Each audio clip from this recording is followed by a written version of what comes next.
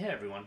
So I wanted to show you an example of a change of character and a flip on a couple of different time frames. Now the market is fractal and the same thing happens on every time frame, whether it's monthly, weekly, daily, 12 hour, 4 hour. You can find the market doing the same thing on every time frame. Now, for the most part, we're going to be doing the majority of our analysis on the 4 hour and the 15-minute. If we look what we have here, you have a little bit of bullish momentum right now. Clearly, we had some bearish intent here. The order flow has shifted to bullish here. Now, if we just look at the way the market formed here, you can see how we have swept the lows, which is chalk bottom, and we have swept the highs, which is chalk top. So if that's our change of character complete, where is the actual flip zone? Well, this comes down to what kind of reaction we get in here. And to me, this would be the last form of supply here. Now, you could say this was the initial reaction point. We didn't really have a whole lot of interaction. There's really not a whole lot of places to pick from. But ultimately, what we can say is the same demand zone is responsible for taking out the reaction point. Sometimes there will be quite a bit more price action in there, and you'll have multiple different points to pick from. But we're essentially always looking for what caused the failure, what caused the flip. So this is your last point of control where supply had control. And this is where demand took control, broke through the supply. We look at this initial reaction and we're always looking at how this formed. Now, right away, what we can see here is we also have some inducement the market left behind, which is something to keep in mind for a later time. So if we just kind of play price forward a bit, you can see the market does its thing, and this will literally happen on any time frame. We'll go down a couple of time frames after just to show some more examples. But at this point, we're obviously very bullish. We have a strong low here, put in a new high. We've taken a couple runs at the high. We haven't actually taken it yet, but now you start building the story that you've taken all this liquidity, you have taken the inducement. So at this point, what we expect is this low to hold and these highs to go, because this is a strong low and these highs should in theory be weak. So as we play this forward, we'll usually see some sort of intention come up that'll show us something different. Let's actually go down time frames.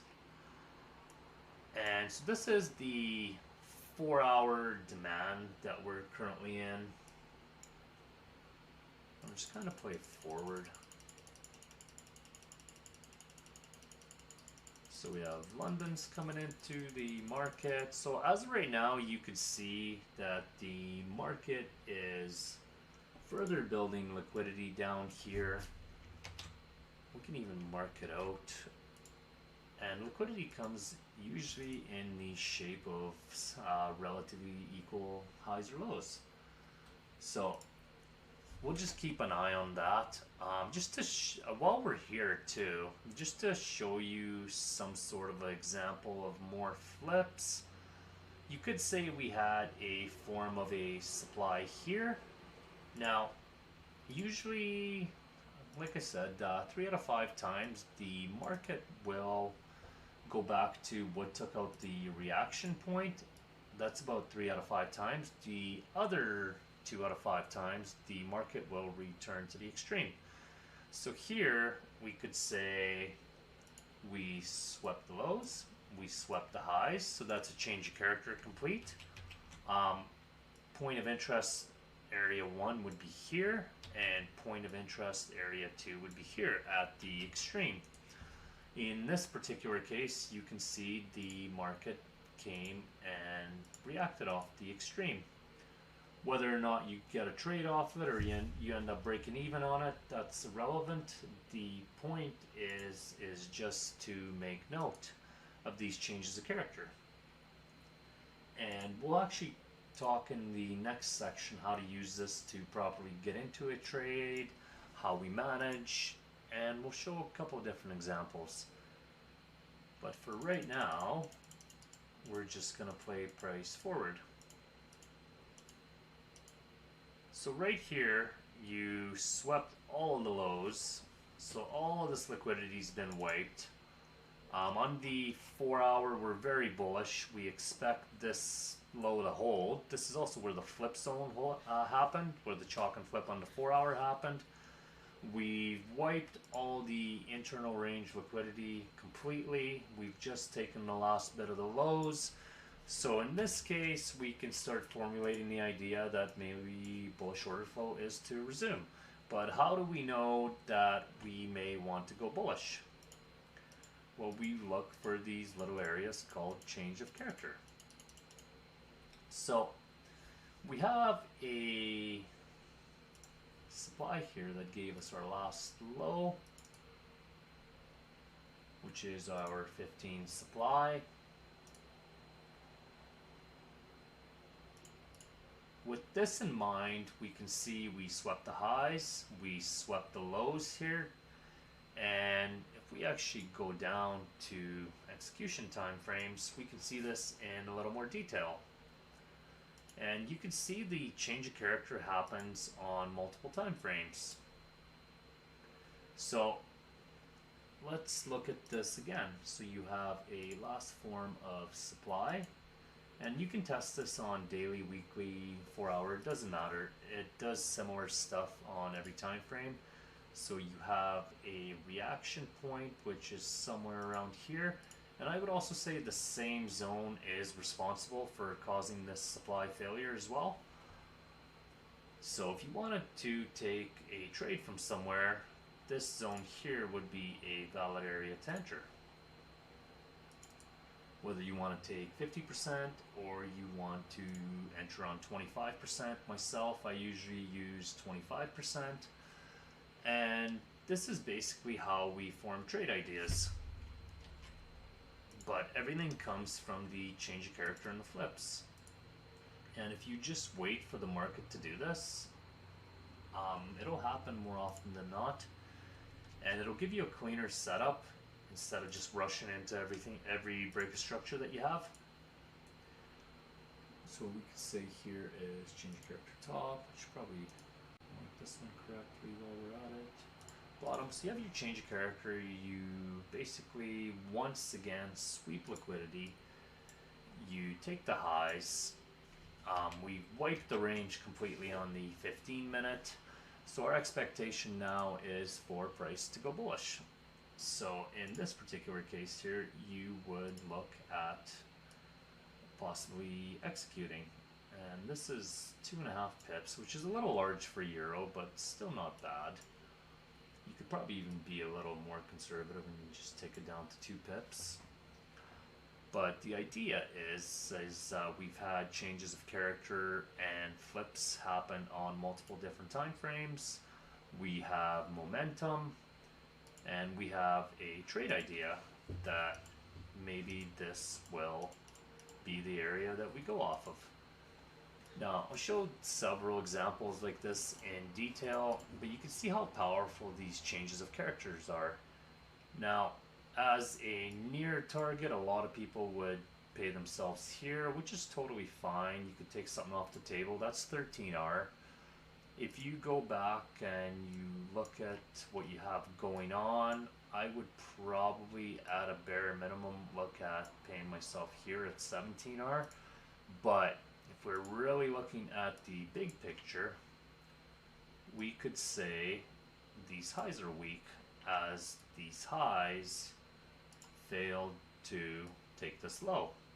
Now you have a bullish engulfing candle, which is showing you bullish momentum. The range has been wiped, so you would be smart. You'd pay yourself either here or here.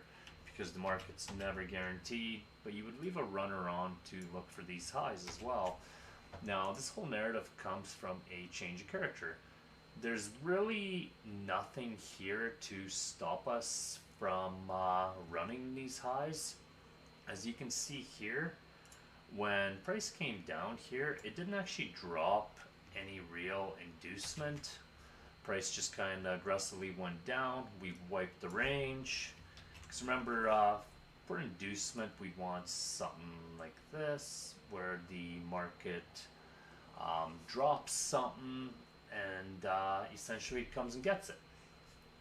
And ultimately, we didn't get that here. We just had a straight push. On the bullish side of things, inducement would look like this, where the market goes up, you drop this inducement, you come back and get it, and in theory, this demand zone would hold. So on in this particular scenario, we didn't get that here. There was no inducement drop. There's just a straight push down. So we also failed to take this low. These highs are weak. We have our narrative for possibly running these highs.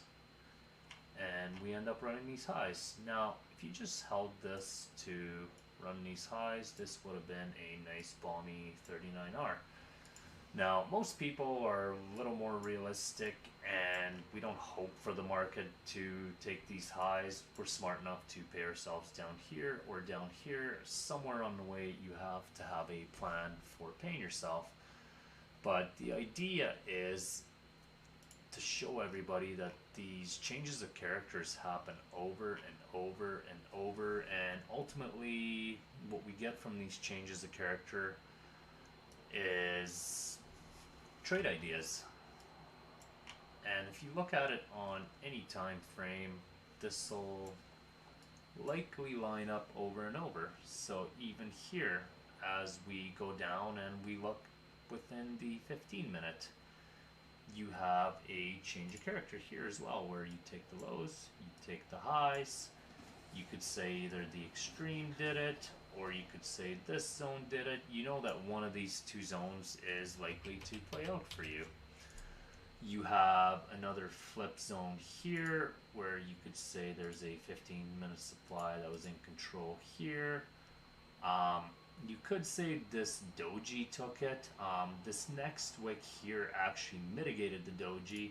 So now, to me, this wick itself that mitigated the doji would become a POI.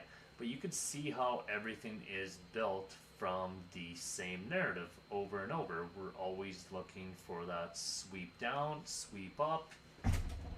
And this essentially happens over and over. Even right here, we have our last sort of a demand level where we take the highs, take the lows. You have a reaction point in here. And ultimately, we're looking at 2 points of interest again. You have what took out that reaction point, which to me would likely be something in here. And the next point's always the extreme, but you can see how these areas are great for building narrative. Now, this particular area is not in the middle of nowhere. We could look and actually tell you exactly what it's hitting. So we're hitting 4 hour sell to buy wicks here. What these are essentially is likely a supply zone on a 2 hour or 4 hour, even a 1 hour. And there's a 1 hour supply zone in here. For myself, if I can see sell to buy wicks like this, they're a point of interest to me. They do always get hit, so this is a valid supply zone, and we're basically always looking at where the market could react. So if you were in a long from here, you would be smart enough to pay yourself here. But the idea of all of this is just to show everyone how to use the changes of characters and the flips. And this will happen over and over, and you'll get a reaction from a flip zone pretty much every time. You can do this on any pair, on any time frame, and you can basically just look for this setup, sweep of the highs, sweep of the lows off a higher time frame POI. And usually what you'd find is if you went down on like the 1 minute, there would be another change of character inside this 15 order block as well that would pretty much look the exact same as the scenario here. Now we can show a couple more examples in the entries and the putting it all together concept. So we'll cut this video here as we'll go into flips and chalks in a little more detail in the next videos to come here. But I would rewatch this multiple times, and I would basically be able to locate these changes of characters and flips in the market. They are literally the building blocks of a good trade. Anytime something has taken liquidity like we did here, then we break supply zone. If you can build a narrative of why price should go higher, in this case we have week 4-hour highs, and 4-hour and daily is bullish on this current pair right now, so we expect higher prices. So we'll cut this video here, and I will see you guys in the putting it all together videos.